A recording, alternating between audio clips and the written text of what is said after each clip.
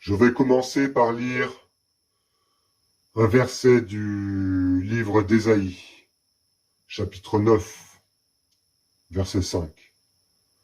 C'est qu'un enfant nous est né, un fils nous est accordé.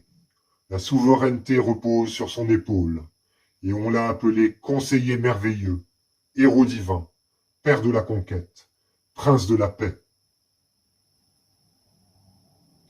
Oui, le Messie est appelé prince de la paix, Sar Shalom en hébreu,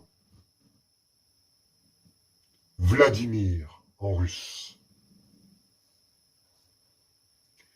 Vladimir en hébreu s'écrit Vav, Lamed, Dalet, Yud, Mem, Yud, Resh. Gematria 300. C'est égal à la Gematria de Ruach Elohim, c'est-à-dire l'Esprit de Dieu, qui fait allusion à la dimension messianique. Vladimir le Grand, Volodymyr en ukrainien, est un grand prince de la Russe de Kiev qui régna de 980 à 1015, l'une des plus grandes figures de la Russie médiévale. Vladimir Poutine est un dictateur. Volodymyr Zelensky, lui, est un humoriste juif. Dans notre monde, le mal se fait grand, et il est particulièrement incarné par les grandes puissances. Par exemple, la Russie, les États-Unis d'Amérique, la Chine, la France, etc.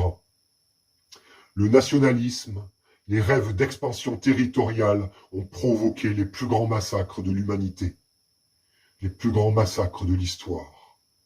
Les rêves de Grande Chine sont devenus un cauchemar pour les Ouïghours. Les rêves de Grande France, un cauchemar pour les Africains.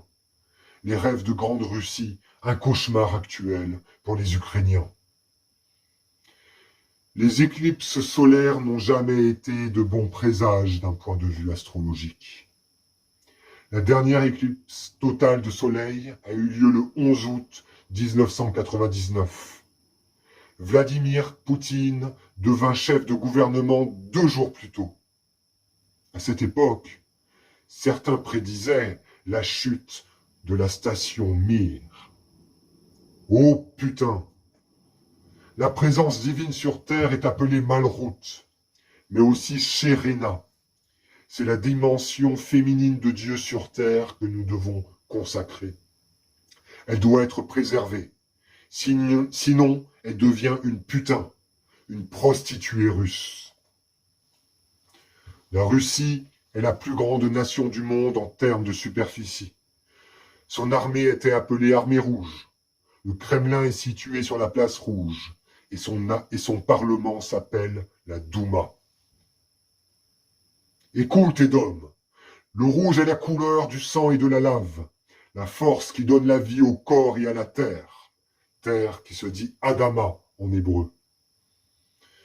En hébreu, Adam est apparenté au rouge. Rouge se dit Adom.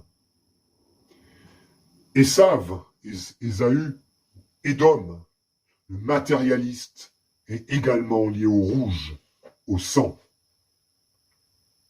Ma terre. Les femmes russes et ukrainiennes sont réputées pour leur beauté. Beaucoup sont également exploitées. Face au mal, les femmes russes et ukrainiennes doivent prendre le pouvoir, abattre les forces des mâles, faire tomber la putain, la Poutine. Les gauchistes, il y a quelques décennies, s'étaient prostitués à Mao et aux communistes. Aujourd'hui, les fachos, comme le genre de ceux qui aiment les films de gladiateurs au corps huilé, sont en pamoison devant les pectoraux de Poutine. De nombreux nationalistes, patriotes, sont les putes de Poutine. La lettre bête est ouverte côté nord, à gauche, comme il est écrit dans le livre de Job, chapitre 26, verset 7. Il étend le nord sur le vide, il suspend la terre sur le néant. Et c'est du nord que provient tout le mal, comme il est écrit dans le Sefer Abaïr. Écoutez Ézéchiel, chapitre 38, verset 2, qui dit « Fils de l'homme, dirige ta face vers Gog, au pays de Magog, prince suzerain de Méchec et Toubal. » On retrouve le nom Méchec dans Moscou, ainsi que dans Daméchec, qui veut dire Damas. En hébreu, Roussia et Souria, c'est-à-dire la Russie et la Syrie, sont des anagrammes. Poutine a acquis une certaine popularité en incarnant des soi-disant valeurs chrétiennes. Mais le christianisme est une imposture qui, en 2000 ans, a ravagé l'humanité. La lumière messianique est éclipsée par les forces du mal qui ne sont pas venues apporter la paix, mais l'épée. Un dictateur sanguinaire ou un humoriste juif? Choisis bien ton prince de la paix. Le Baal Shem Tov, Rabbi Nachman de Breslev, le Rabbi de Lubavitch, tous ces maîtres du chassidisme sont nés en Ukraine. La diffusion de la Kabbalah dans le monde y trouve ses origines.